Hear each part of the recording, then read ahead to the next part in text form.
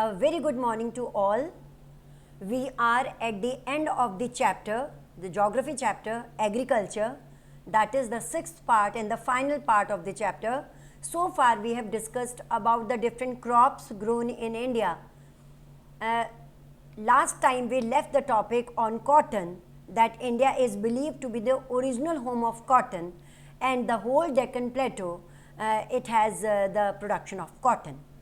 And Indian cotton is known for its quality in the world. Today we are switching over quickly towards jute, the production and the cultivation of jute, which is also known as golden fiber. Why golden fiber?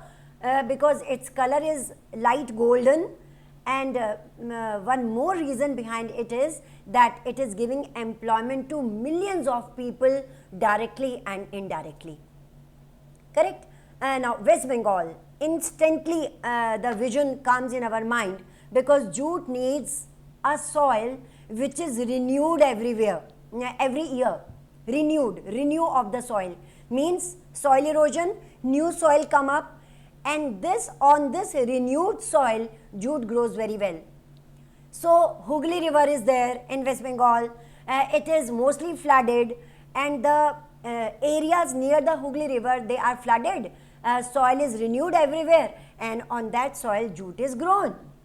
Similarly, Bihar, Meghalaya, Orissa, all these states are the major states. Assam, Meghalaya is an important area for the jute production. West Bengal, Bangladesh is number one in jute production. Before 1905, it was our part, the whole Bengal, East and West Bengal, but Britishers partitioned it. So most of the jute growing areas went to the areas of Bangladesh when Bangladesh was formed. Today West Bengal is growing good quality jute. Correct? It's a fiber. Like in cotton we pluck the cotton flowers and then cotton fiber is produced. In jute there is retting of the plant, means the whole plant is taken out. Then there is retting, R-E-T-T-I-N-G, retting of the plant means in between the plant, the thread, the fiber is obtained, and a number of artifacts, a number of things are made, like mats, bags, gunny bags, artifacts, etc. They are made by it, and India is a good exporter of jute. But in the last few years, there is decline in the jute market, and that is a great loss to us. Why? Because of the introduction of synthetic fiber, because synthetic fiber is cheaper, durable. Previously only jute packaging was there, the packaging materials were jute. But when synthetic was introduced, synthetic bags, synthetic cloth was introduced for packaging, etc., the jute lost its market. And those countries who were importing jute from India, they left importing jute from India. Why? Because jute being costly and synthetic being cheaper. Nobody cares about environmental degradation, etc. But again, the government policy is to increase the demand of jute, because it is a biodegradable material and it is good for our health and it is good for our environment also. So you know that gradually government is trying to reduce the use of synthetic things and introducing the use of jute again. So once again the opportunity have been opened for the jute growers. Correct?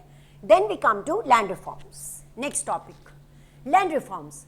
With sustained use of land, but without techno-institutional reforms, like it was going on during the colonial rule, that Britishers used Indian soil, they used Indian land in different ways, but didn't care about introducing technological or institutional reforms. Why? Because they knew that India was not their country and they have to go once from here. So they just used it and didn't introduce any reform. But we could not do this after independence. Since independence, our government have introduced many technological and institutional reforms in agriculture, because you know it is a mainstay of people, that is more than 60%. So it's a last topic, because without reforms, without land reforms, it hindered development. It hindered our agricultural development, and for which India is known in the world. So after independence, the government introduced certain reforms. For our convenience, we divide it into technological and institutional reforms. In your NCERT, it is rightly given. It is given in mixed form, technological and institutional reform. I am telling you that technological reforms are associated with the methods. For example, irrigation. Note it down. With along my lecture, note all these down. Irrigation. It's a method. New technology. HYV seeds, HYV fertilizers, HYV chemicals, etc. Biofertilizers. HYV technology also includes the package technology. 1 mark question. What do you mean by package technology? Package technology means that in HYV technology, whatever pesticides, insecticides, good seeds, HYV seeds, fertilizer, etc., which are introduced, they should be used in a packaged form together, all together. Not even a single thing should be missing. So this is called package technology. Then green revolution. It was a part of government policy to increase agriculture production in India. So green revolution. White revolution, also known as Operation Flood. Rearing of cattle, production of milk and milk products, for which India is known. All this will come in technological reforms. Separate it from your paragraph. And then we have institutional reforms which have been made in an institution, like government policies, 5-year plans. In every 5-year plan, there are certain measures to develop agriculture, to improve agricultural practices in India. In technological, in institutional reforms, technology means method, related with methods, which I told you just now. And then institutional reforms means which are introduced in an institution. For example, government policies, consolidation of land holdings. Because of the law of inheritance, our agricultural land holdings are scattered. So they should be consolidated. They should come together. And then banks, cooperatives to give credit to the farmers, KCC, Kisan Credit Card.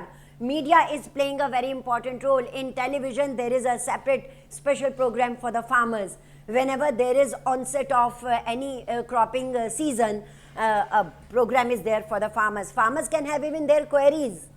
There are agricultural researchers. Agriculture has entered in the branch of a knowledge.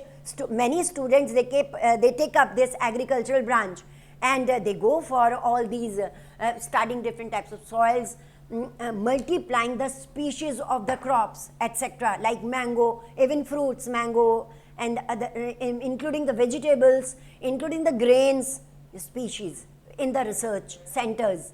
So this will be institutional reforms. Then personal accident insurance scheme, 1 mark question, PAIS, personal accident insurance scheme. Like we insure ourselves, so crops can be insured, farmers can insure themselves against whenever they are hit by anything, any dangerous, any thing which is hazardous to their health. So under personal accident insurance scheme, they can get it, and they can get themselves insured. Even crop insurance is introduced. Bulletins, weather bulletins have been given to the farmers, they have been broadcasted in radio and telecasted in television. So all these include technological and institutional reforms in agriculture. Correct? Separately, it can be asked in board, what are technological? Write only technological which are concerned with the method, as I told you, HYV, etc. If it comes in institutional reforms, then give all those reforms: abolition of zamindari system, abolition of landlordism, which was harmful for agriculture, banks, cooperatives, researches, etc. Give all these points in institutional reform, KCC, PAIS, etc. I hope you are able to understand all these topics. Then we come to Bhudan or Gramdan. A very interesting and a very important topic of your chapter agriculture, the last topic of the chapter, that is Bhudan or Gramdan. Mahatma Gandhi's ideal of Gram Swaraj had always been with us. So Mahatma Gandhi declared Vinoba Bhave as his spiritual heir, and after the martyrdom of Mahatma Gandhi, Vinoba Bhave took to Padyatra in Panchampalli, Andhra Pradesh. He was delivering a speech to the people. They were landless peasants. He was giving them speech about Gandhi, about Gram Swaraj. some of the landless peasants stood up suddenly and they told Vinoba Bhave that we have no land, we are landless. Vinoba Bhave didn't promise anything because he could not promise them anything, but he told them that he will talk to the government.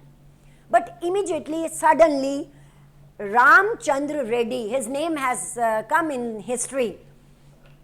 Why? Because he was a big landlord. He declared that I am giving my 80-acre land to you and to be distributed among 80 landless peasants.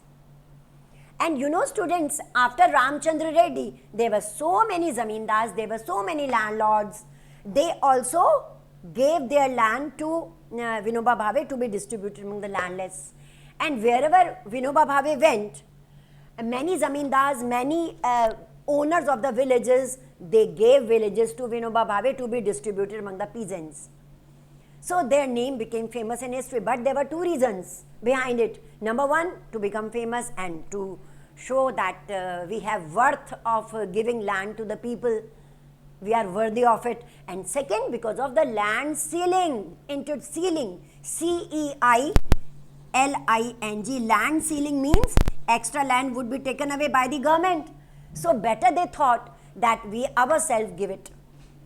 So because of the land ceiling also, Gramdan and Bhudan.